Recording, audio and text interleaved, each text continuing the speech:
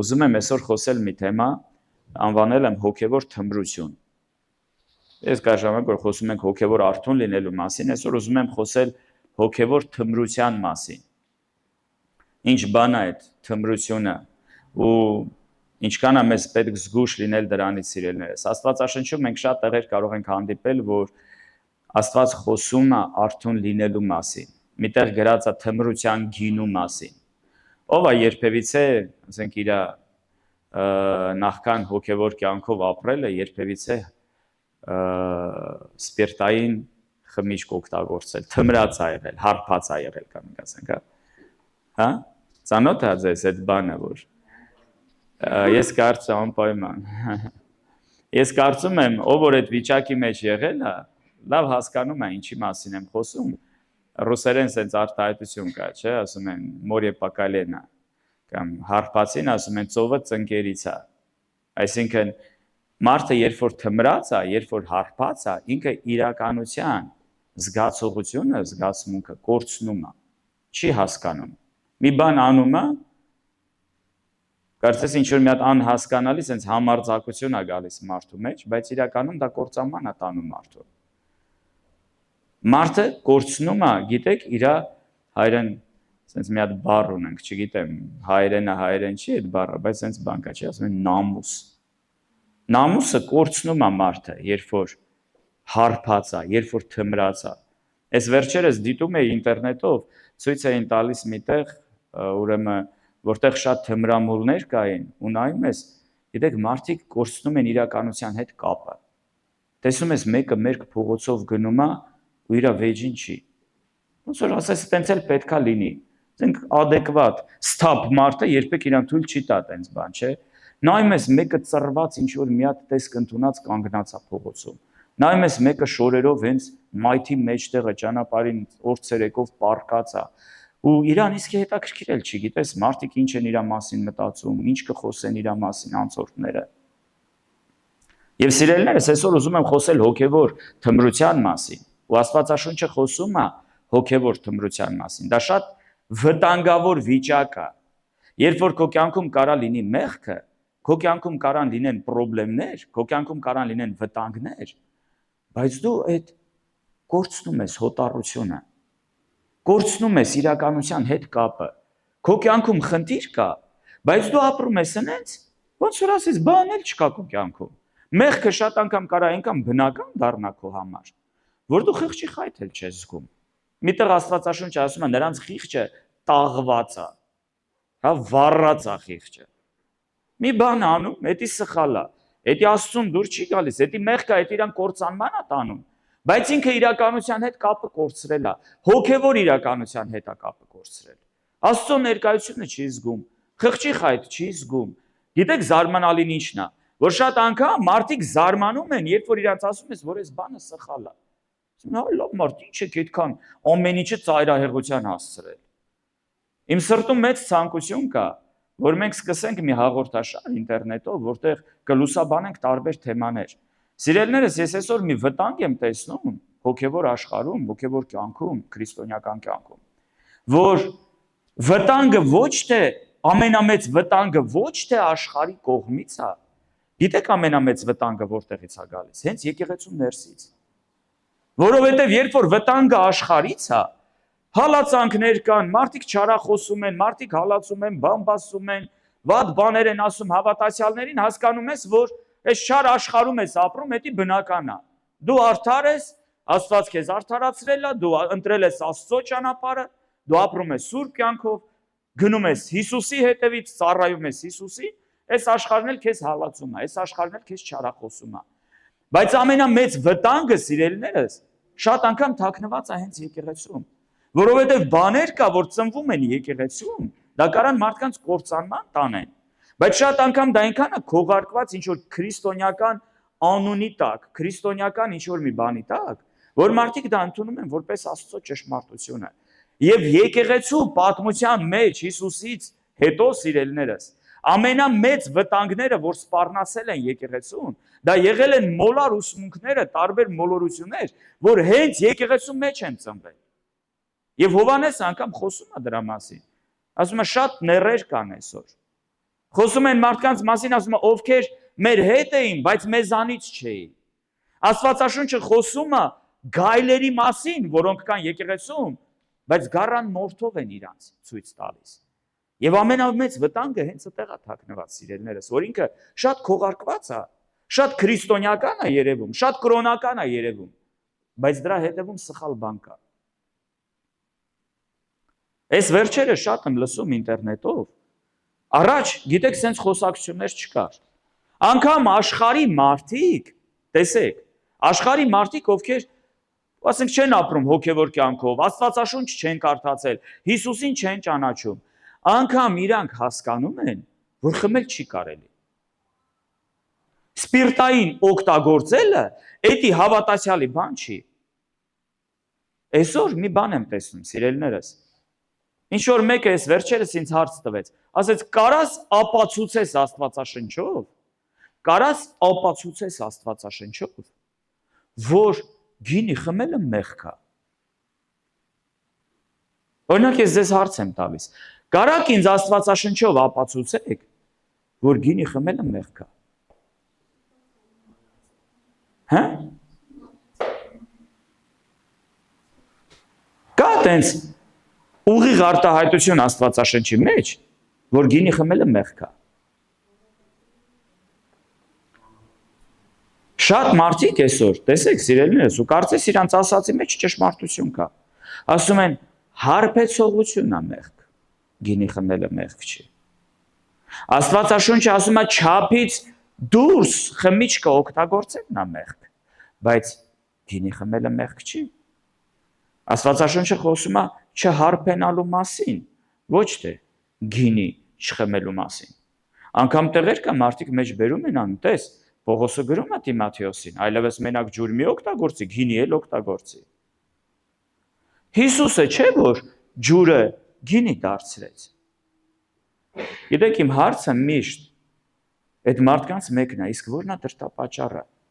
Ո՞րն է դրդապատճառը։ Ի՞նչն է քեզ դրդում, որ դա անես։ Շատ բաներ կան Աստվածաշնչում, մարդիկ ասում են, ուր է գրած Աստվածաշնչում, որ ծխելը մեղք է։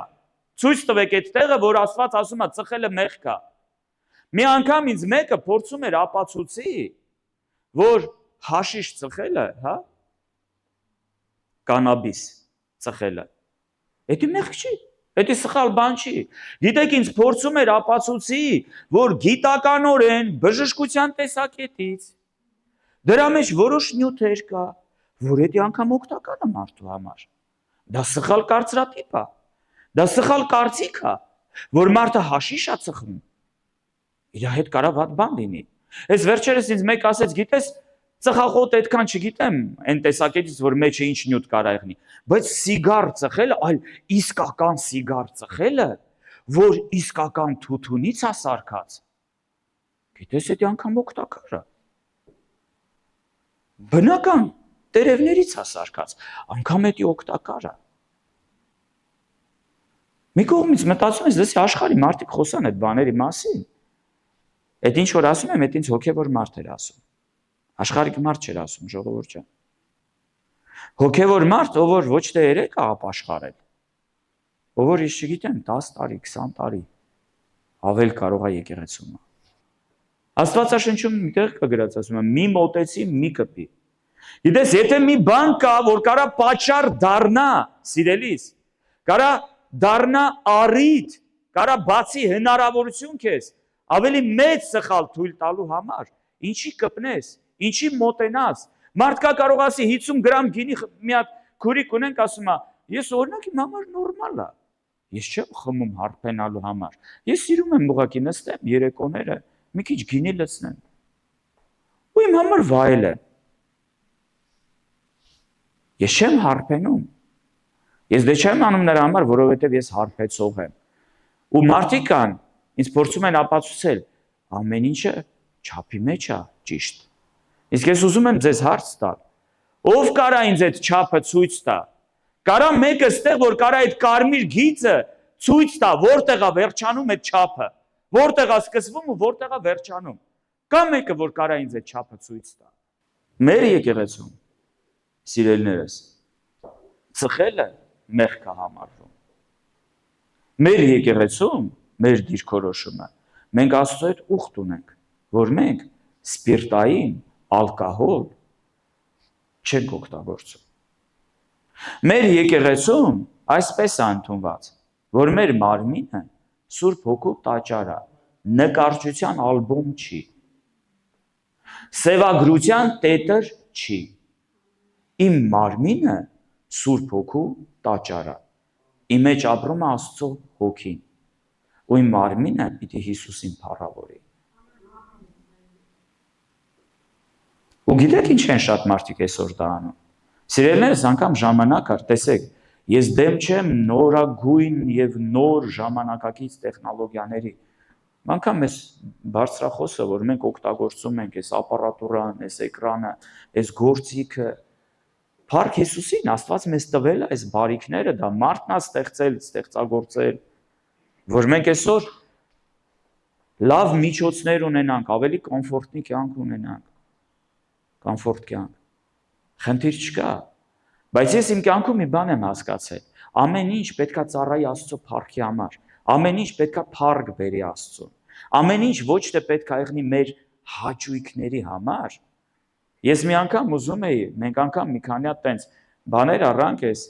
լույսային էֆեկտ ստեղծող, հա, տենց սարքեր կան։ Նայում էի ուրիշ եկեղեցիների, ասում եմ, լս ինչ սիրուն այնտեղ են բանը կա, ինչ սիրուն են մի տեղը բան։ Ես դեմ չեմ, սիրելիներս, տեսեք էլ եմ ասում, կան իրականում մեծ եկեղեցիներ, շքեղ շենքեր, լավ դահլիճներ, Փառք Հիսուսին դրա համար, ես դրան դեմ չեմ։ Ես ուղղակի այդ պահի դրությամբ մի բան զգացի։ Ասում եմ, կարող է բան դնենք, որ մեր երիտասարդներին ավելի հետաքրքիր եղնի։ Ու ես ինքս ինձ բռնացրի մի բանի մեջ, որ ես ուզում եմ ինչ-որ մի բան անեմ, որ երիտասարդներին հետաքրքիր եղնի։ Հասկացա, որ դա սխալ է։ Խնդիրը այդ լույսային սարքերի մեջ չէր, հասկանում եք։ Էլի խնդիր չկա այդ լույսային սարքերը դնելու։ Բայց ես հասկացա, որ իմ մոտեցումը դա ճիշտ չի, լսի։ Ինչ է նշանակում մի բան անենք, որ երիտասարդներին հետաքրքիր եղնի։ Եկեղեցում երիտասարդներին պիտի հետաքրքիր լինի Աստծո խոսքը։ Եկեղեցում երիտասարդներին պիտի լինի Աստծո ներկայությունը։ Եկեղեցում երիտասարդներին պետքա հետաքրքիր լինի իրար հետ, իրար շփումը, մեկը մյուսին աստվածային սիրով սիրելը, հարգելը։ Եկեղեցում երիտասարդներին պետքա հետաքրքիր լինի Հիսուսին ծառայելը, Աստծո համար ինչ-որ մի բան անելը։ Դա պետքա հետաքրքիր լինի, սիրելիներս, երիտասարդներին եկեղեցում։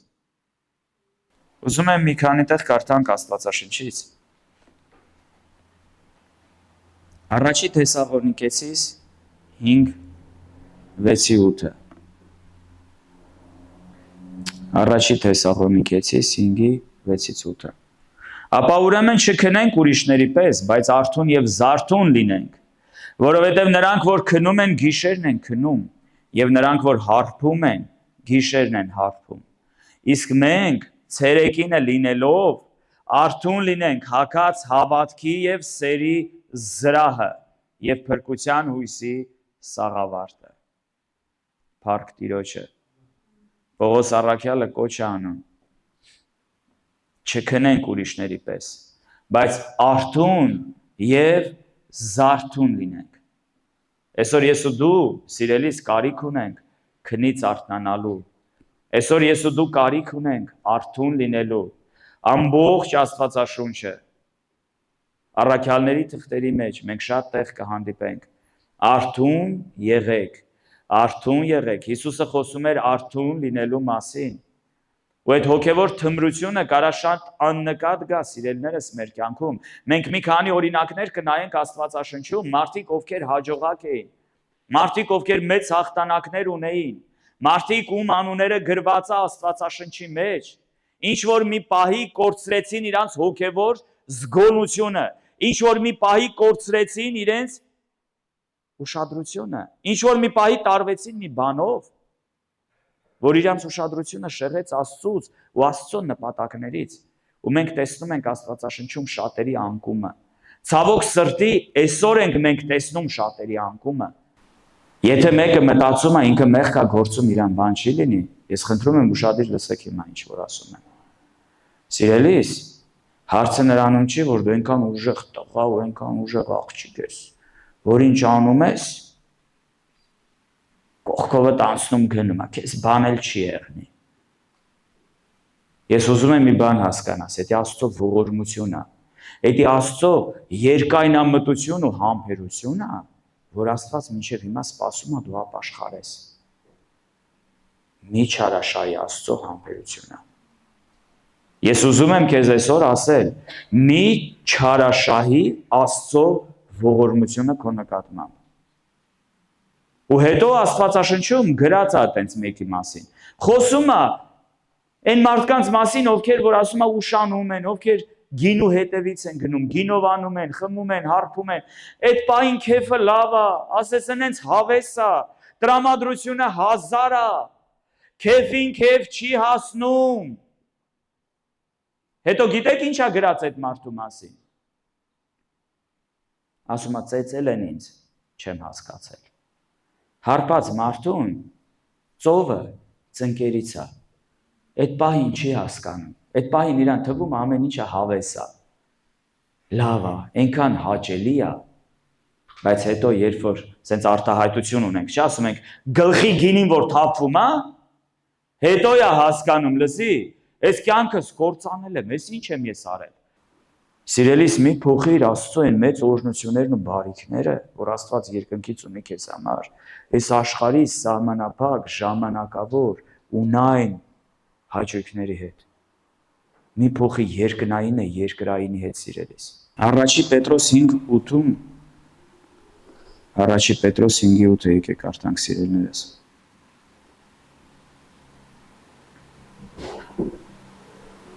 Հետաքրքիր մի բան է գրված։ Ասում է արթուն եղեք, հսկում արեք, որովհետև ձեր ոսող թշնամին սատանան գոռոզ առյուծի պես ման է գալիս եւ որոնում է թե որին կուլ տա։ Արթուն եղեք եւ հսկում արեք, որովհետև սատանան ման է գալիս ում կուլ տա։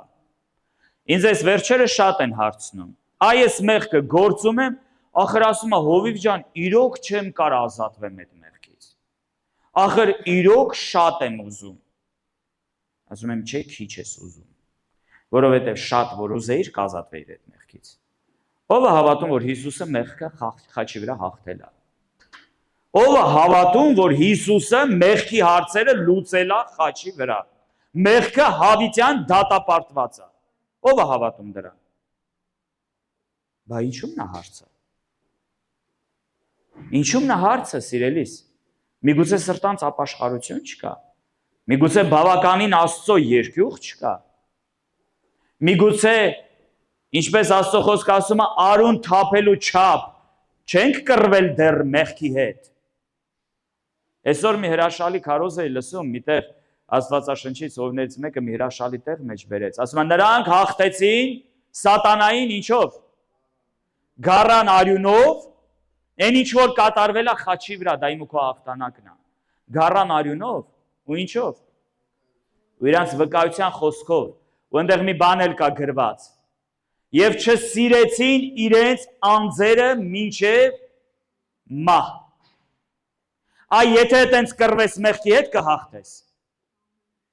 Բայց եթե մի ձևի ախր հավես է, խաղ ես անում հետը։ Ոնց որ հասկանում ես, որ սխալ է։ Ուզում ես թողես, բայց հավես է, մի քիչ էլ ես ուզում անես։ Դե մի քիչ էլ լավ ժամանակը կգա, ասում է կարող է ժամանակը չի։ Մի օր կհասկանամ կթողեմ։ Չէ, ժամանակը արդեն անցել է։ Պրասրոչինի է արդեն։ Ժամանակը անցել է։ Մեղքի հետ խաղ չեն անում, մեղքի հարցերը լուծել է պետք։ Առանց հետաձգելու, սիրելիս, որովհետև եթե չլուծեցիր իր հարցերը, ինքը քո հարցերը կլուծի։ Հախիցդ կգա։ Լսում եք ինձ։ Մեղքը հախիցդ կգա, եթե դու իր հարցերը չլուծեցիր։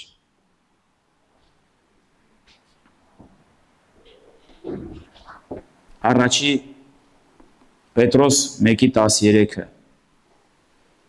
Առաջի Պետրոս 1:13-ը։ Նրա համար ձեր մտքի մեջ կգոտ է պնդած և զարթնացած կատարելապես հուսացեք այն շնորհքին, որ ասում է ձեզ Հիսուս Քրիստոսի հայտնությունը։ Տեսեք, ես ու դու մեր շնորհքով չենք կռվում մեղքի հետ։ Ես ու դու Քրիստոսի տված շնորհքով ենք կռվում մեղքի հետ։ Իմ ու քո հույսը Աստված է ինձ ու քեզ ազատողը։ Քրիստոսն է, որ ազատում է սիրելիս։ Ում որ Քրիստոսը ազատում է, Աստվածաշունչը ասում է նա հավիտյան ազատ կլինի։ Նա հավիտյան ազատ կլինի։ Շնությունից էլ, տարբեր տեսակ կախվածությունից էլ, նարկոտիկներից էլ, ծխախոտից էլ, բամբասանքից էլ, գողությունից էլ, սուտ խոսալուց էլ, ամեն ինչից էլ հավիտյան ազատ կլինես, երբ որ Քրիստոսը քեզ ազատի։ Ու իմ ու քո զորությունը Քրիստոսի մեջ է, ոչ թե մեր մարդկային ունակությունների մեջ է։ Հետաքրքիր մի բան է Պետրոսը գրում։ Ասում է ձեր մտքի մեջքը, միտքը մեջք ունի, ինչի։ Ձեր մտքի մեջքը, իհարկե դա խորհրդավոր արտահայտություն է։ Դա նշանակում է քո մտքերը թափթփված պիտի չլինեն։ Քո մտքերը ստեղ ընդեղ չպետք է թափառեն։ Գիտես, երբ է մեղքը ծնվում, սիրելիներս, երբ է մարդը մեղք գործում, երբ որ ինքը իր մտքերին չի հետևում։ Այս վերջերս խոսում էի մեկի հետ դրա մասին։ Մեկ ասում է, հիմա ասում է ինձ տղավարի ասա, սաղի մոտ է լինում է, չէ, օրինակ ասում է, քո մոտ սխալ մտքեր չի գալիս։ Ասի գալիս է։ Ես էլ եմ մարդ։ Ոնց կարա իմ մոտ սխալ մտքեր չգա։ Ժողովուրդ, խնդիրը սխալ մտքերի մեջ չի։ Սխալ մտքերը միշտ էլ կան։ Ստեղ եթե մեկը ասի, որ ինձ սխալ մտքեր չեն գալիս, շատ կներեք, բայց կասեմ դու ստախոս ես։ Չկա տենց մարդ, որ իրան սխալ մտքեր չեն գալիս։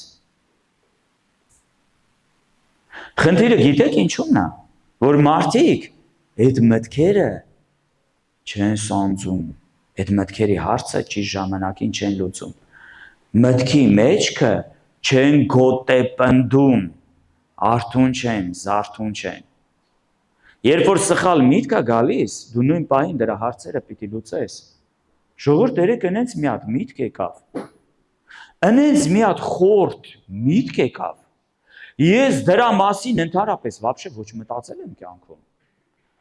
Ոչ էլ այտենց բանի մեջ եղել եմ,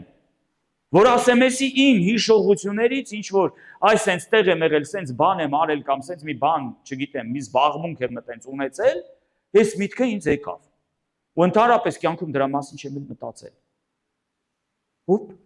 գիտեք այտենց բան որ եղնում է, իմ համար դա միանգամից շո, կարմիր լույս է։ Իմ համար դա ազդանշան է։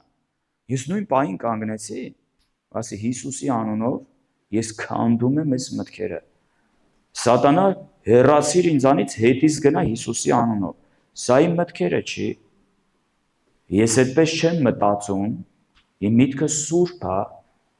ես Աստծո զավակ եմ, ես Սուրբ Հոգու տաճար եմ ու Քրիստոսը ինձ ազատել է ամեն մեղքից։ Ես միանգամից անհետացավ այդ ամեն ինչը, ոնց որ այդ իսկի իմ հետ չէր նոր եղավ։ Որտեվ սատանան քնած չի, լսի դևերը քնած չեն։ Մարդիկ միանգամից նարկաման չեն դառնում, ժողովուրդ ջան։ Այդ որ նոր խոսում էի տարբեր ծառայողների, մարդիկ միանգամից չեն ընկնում, է։ Մարդիկ միանգամից հարբեցող չեն դառնում։ Մարդիկ միանգամից նարկաման, սուտ խոսացող, բամբասող չեն դառնում։ Այդ ամեն ինչը քիչ-քիչ է սկսվում։ Այդ ամեն ինչը սկսվում է նրանից, երբ որ դու քո մտքերին տեր չես եղնում։ Քո մտքերի հարցը չես լուծում, սիրելիս։ Լեստեր Սամրելը իմ սիրած Աստծո մարդկանցից մեկն է։ Սիրում եմ այդ օրինակը շատ։ Մի անգամ իր գրքերից մեկում կարդացի դրա մասին։ Ասեց մտքերը դրանք թռչունների նման են, որ քո գլխի վերևում միշտ սավառնում են։ Դու չես կարա իրանց քշես։ Օրինակ կա մարդ, որ դուրս է գալիս ու կարա արգելի, որ թռչունները իր գլխի վերևը չթռչեն։ Չես կարա։ Բայց ասում է դու կարաս թույլ չտաս, որ նրանք քո գլխի, քո մազերի մեջ բույն, հա, հյուսեն, բուն դնեն քո գլխի վրա։ Կարաս չէ՞ դա անես։ Չէ, արագիլ եկել է տենց հավեսով բունա դրել գլխիդ, եկա մի հատ սենց դեզա, մեջ արդեն ձակեր է հանել, դու էլ խաբար չես։ Իսկ անսպասելի սենց եղավ, արագիլ եկել գլխիդ բունա դրել, դու տեղյակ չես։ Չի լինում, չէ՞ տենց։ Դրա համար սիրելիս դու չես կարա թույլ չտաս, որ մտքերը չգան քեզ, վատ միտք չգա։ Մտքերը կարան գան։ Բայց դու պիտի հակառակվես այդ մտքերին։ Այդ մտքերի հարցը պիտի լուծես, որովհետև եթե այդ մտքերի հարցը չես լուծում, միտքը ցանկություն է դառնում։ Այնքան շատ ես դրա մասին մտածում, որ մի տեսակ ուզում ես արդեն փորձես։ Հա՞, թե ձեր մոտ այդ ձև չի լինում։ Երբ է մարդ ուզում մի բան փորձի, երբ որ դրա մասին շատ է մտածում։ Այսօր ամբողջ ռեկլամը դրա վրա է աշխատում։ Կա մի բան, այս վերջերս եկան հետաքրքիր էր։ Մի հատ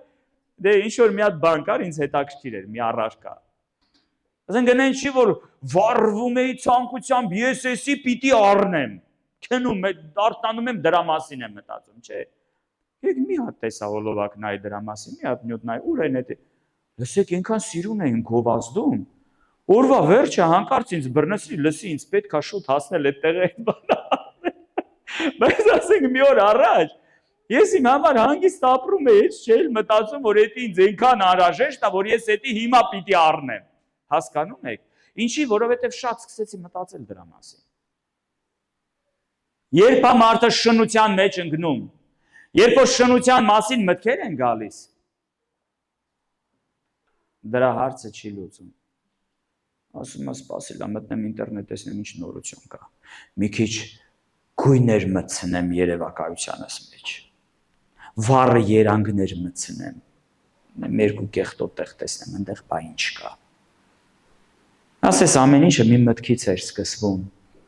Մեկ էլ մի օր լսում ես բաժանվել է կնոջից, որովհետև շնության մեջ անգել։ Որովհետև իր մտքերի հարցը չլուծեց։ Մտքերի մեջքը չգոտեպնդեց։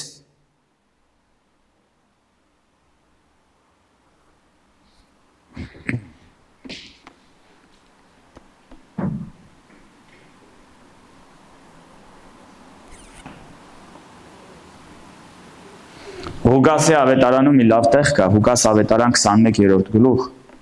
34 խոսքը։ Ասում է, զգույշ կացեք անձերիդ,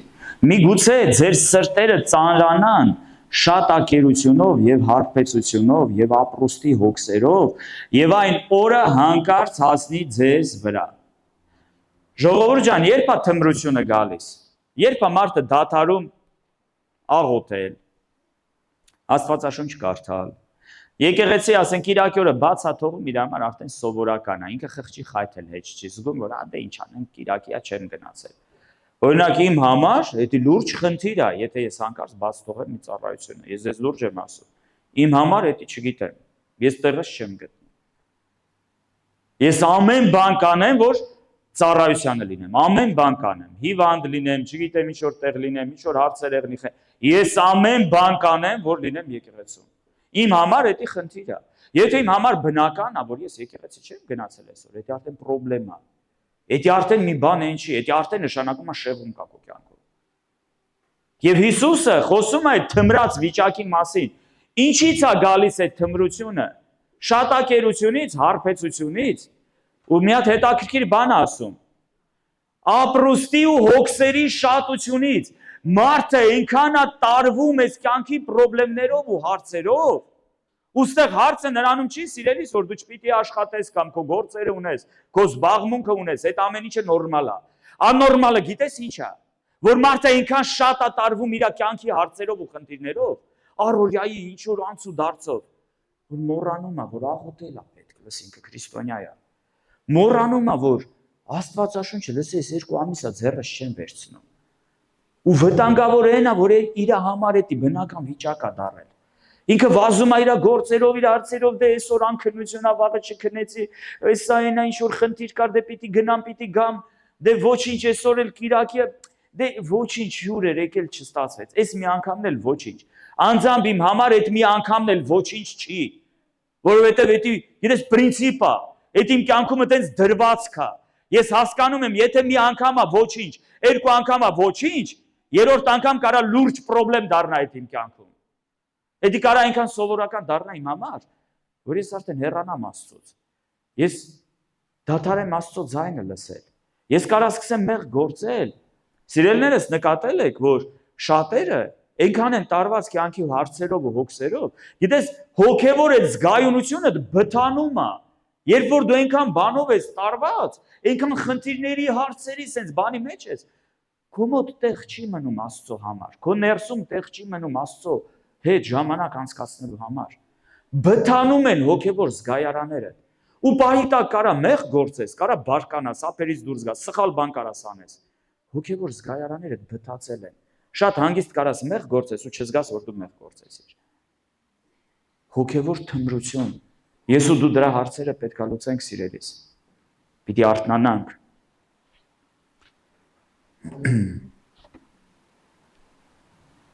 Հռոմեացիների 13-րդ գլխում 11-ից 14 խոսքերում Պողոսը գրում է նրա մասին, ասում արդեն ժամանակն է,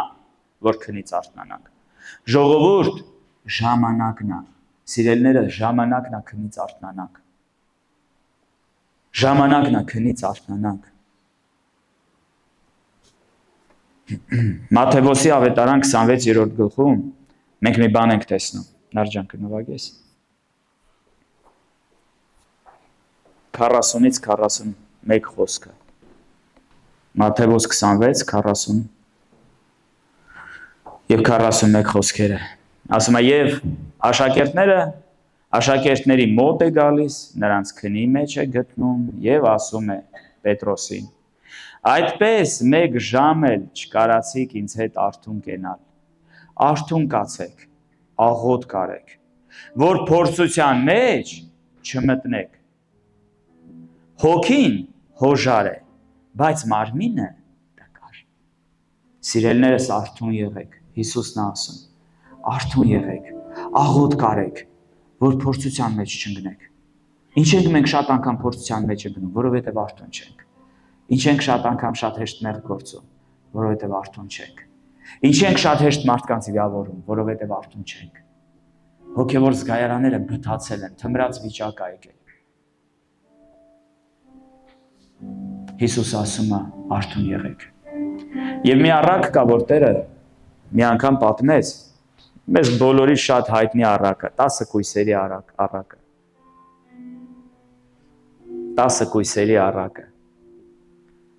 Ես ու դու, սիրելիս, ամեն օր այնպես պետք է ապրենք, որ գիտես, ամեն օր Հիսուսը գալու է։ Ամեն օր ես ու դու պետք է սպասենք Հիսուսին։ Այդ զգացմունքը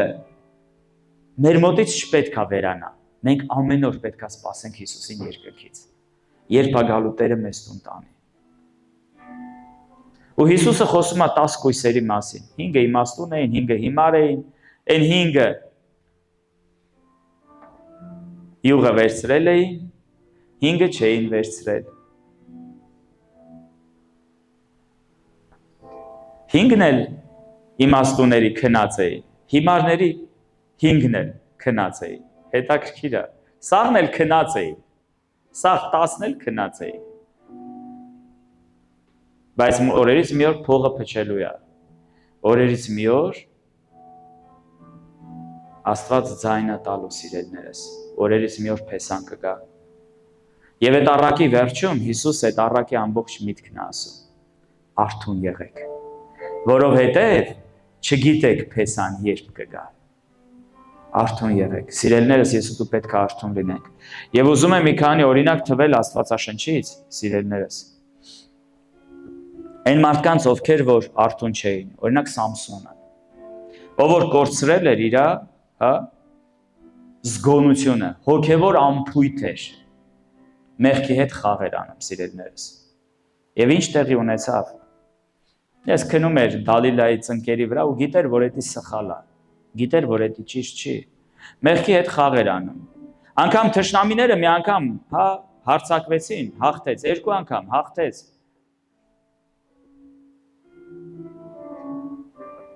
Բայց մի պահ կորցրեց զգոնությունը։ Անգամ Դալիլան, երբ որ իրան խապում էր կամ այնտեղ ինչ որ բաներ էր անում, Սամսոնը խապում էր իրան։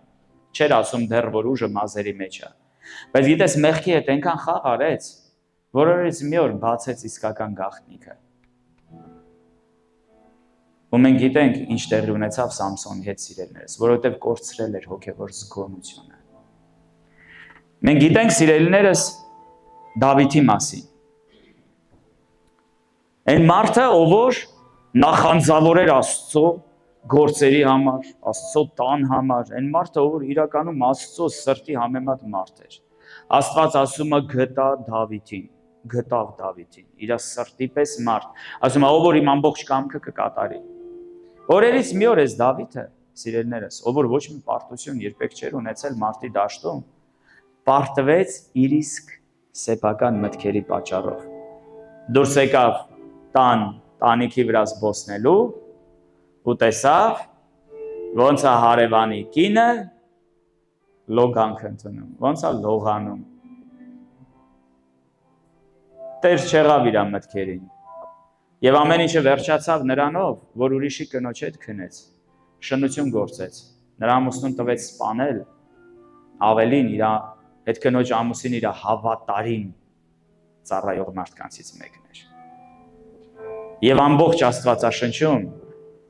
ես կարծում եմ դա Աստծո համար էլ, գիտեք, մեծ ցավ էր։ Աստվածաշնչում մի քանի տեղ կհանդիպես, Դավիթի մասին խոսվում է մի բան ու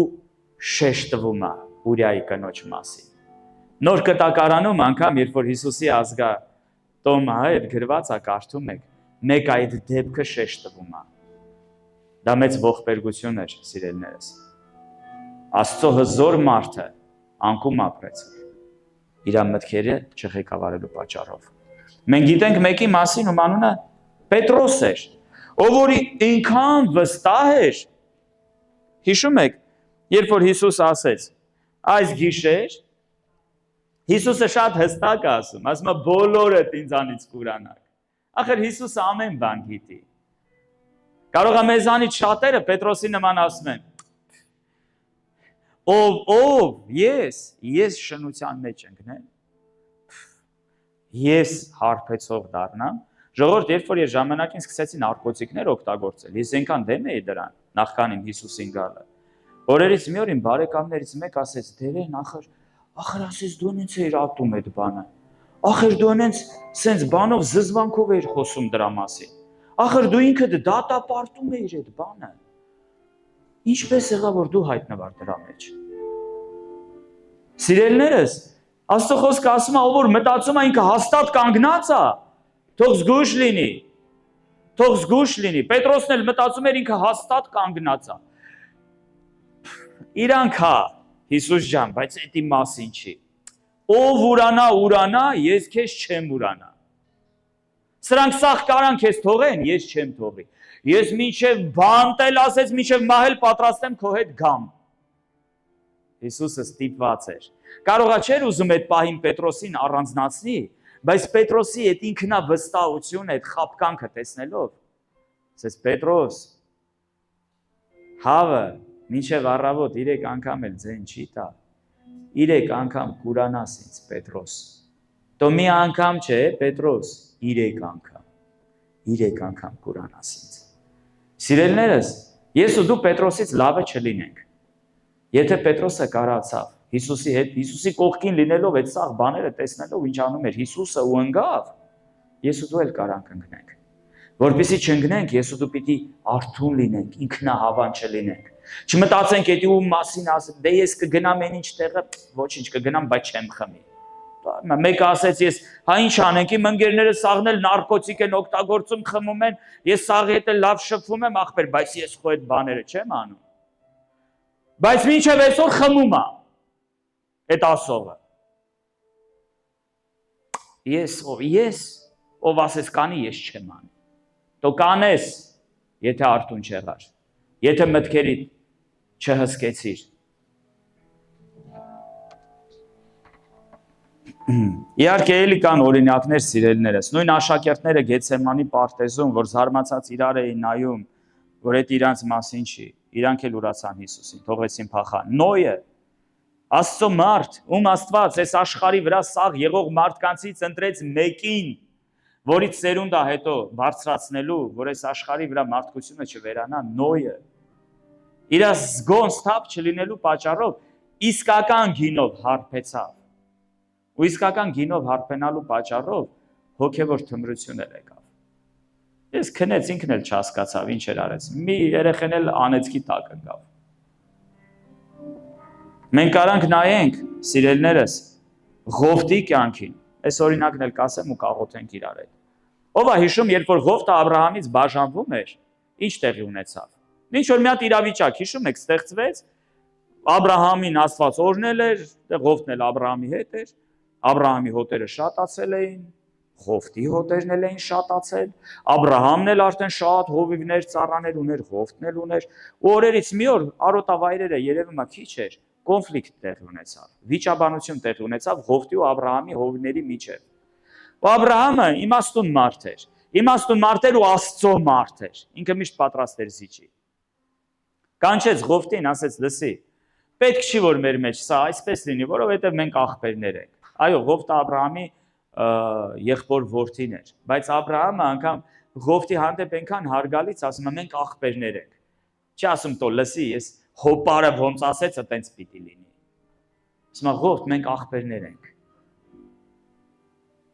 Պետք չի մեր մեջ սա այսպես լինի։ Արևելք, արևմուտք, հյուսիս, հարավ, նայ քո 4 կողմը։ Կընտրես դու արևելք գնաս, ես արևմուտք կգնամ։ Կընտրես դու հյուսիս գնաս, ես հարավ կգնամ։ Ու գիտեք, ընտրության հնարավորությունը առաջի տալիս է Ղովտին, ասում է դու ընտրի։ Խնդիր չկա։ Ու Ղովտը ասում է նայեց, ինչ տեսավ։ Տեսավ Սոդոմի տարածքը։ Տեսավ լավ տեղ, տեսավ կանաչ արոտավայրեր, գեղեցիկ բնություն, տեսավ քաղաք, զարգացած քաղաք։ Ու ասեց ես մտածում եմ ժողովուրդ ջան, Ղովտը շատ լավ էլ գիտեր ինչ տեղա Սոդոմը։ Հնարավոր չէր, մարդիկ ապրում էին այդ ժամանակը, երևի թե Սոդոմի համբավը իրանց հասել էր։ Երևի թե ես կարծում եմ։ Շատ լավ Ղովտը գիտեր ու եկավ, չմտավ Սոդոմի մեջ։ Եկավ Սոդոմի կողքը, խփեց իր վրանը։ Սոդոմի կողքը եկավ, բնակվեց։ Ես գիտեք, այսպես կասեի, ինքը եկավ շատ մոտեցավ մեղքին։ Ասեց կգնամ, բայց մեղքին չեմ կպնի։ Այն ինչ որ քիչ առաջ խոսում էի։ Ոչինչ, մոտիկ կլինեմ, բայց չեմ կպնի։ Հետո կարդում ենք, ինչ ենք կարդում։ Ղովտը ապրում է Սոդոմի մեջ։ Ղովտը ապրում է Սոդոմի մեջ, ու երբ որ Աբրահամը Աստծո հետ երկխոսության մեջ է մտնում, Տեր կարող է 50 արդար ընդեղ եղնի։ Ես կարծում եմ Աբրահամը գցեց բռնեց, դե ոնց չեղնի, Ղովտը մենակ չէր։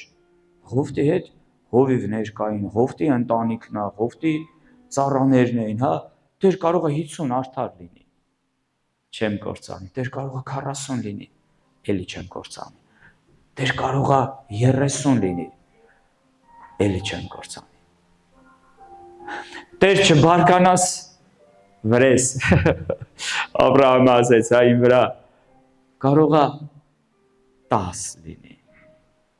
Դե գցեց բռնեց, լսի, հա ոնց չեղնի, գոնե Ղովտը, իր ընտանիքը, հա գոնե մի 5-6 հոգի, փեսեկը կային այնտեղ, հետո կարդում ենք Ղովտի փեսեկի մասին։ Փեսեկը կարող է լավ, չգիտեմ դեռ, լավ մի 5-6 մարդ էլ իրանց հետ չի լինի, որ արդար է մնացել։ Աստված ասեց 10 լինի, էլի չեմ կործանի այդ քաղաքը։ Սիրելիներս, մեղքը այնպիսի բան է, որ մարդիկ մոտենալով դրան, գիտես դա քաշել էր իր մեջ, շատերը թողել էին Աստծուն, շատերը հեռացել էին Աստծուց, շատերը արդեն Ղովտի հետ չէին։ Ու մենք տեսնում ենք Ղովտի աշխարհիկ կնոջը, ես տենց եմ կոչում, աշխարհիկ կինը, որտեղ գրված չի, արդար Ղովտի հոգին տանջվում էր ու նրա կնոջ հոգին էլ էր տանջվում։ Կնոջ մասին բան գրած չի։ Կնոջ սիրտ ավելի կպած էր աշխարհի բաներին։ Այնքան էր կպած, որ Աստված ասեց շուռ չգաք, չդիմացավ, չկարացավ իր վրա։ Շուռ եկավ ու քարե արցան, աղից արցան դարձավ։ Մի հետ նայի սիրելիս։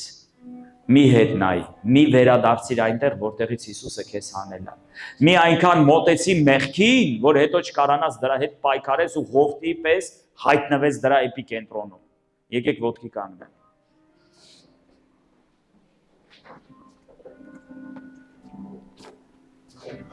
Երեք մեր աղբերներից մեկին ասեցի դու ես ուրիշ տեղ եմ հրավիրված գնալու եմ ծառայելու ասեցի դու պետքա ծառայես այս Կիրակի օր նո այդ ամսաթիվը ասեցի այս Կիրակի օրը նայեց ինձ ասեց հովիվ ջան բայց ես պատրաստ եմ ասի լավ էլ պատրաստ ես ասի չգիտեմ դու քո մասին ինչ ես մտածում բայց դու պատրաստ ես մեր Օբնինսկի աղբերներից է։ Իրականում իր վրա շնորհք կա,